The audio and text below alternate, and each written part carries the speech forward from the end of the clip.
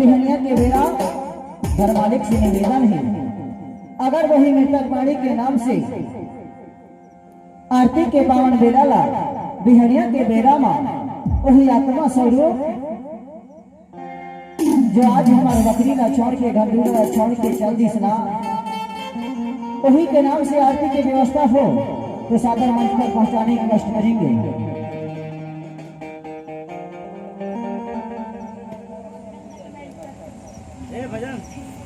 तो आरती के पावन बेला को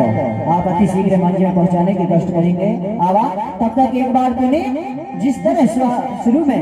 माता रानी के भक्ति भरी भाव के साथ गीत संगीत शुरुआत हो रही है संगवारी हो, उसी तरह भक्ति भरी के साथ माता रानी के वंदना और माता रानी के देवी भरी की आवा एक छोटा सा देवी गीत आप सभी के बीच में लेके आवा खबर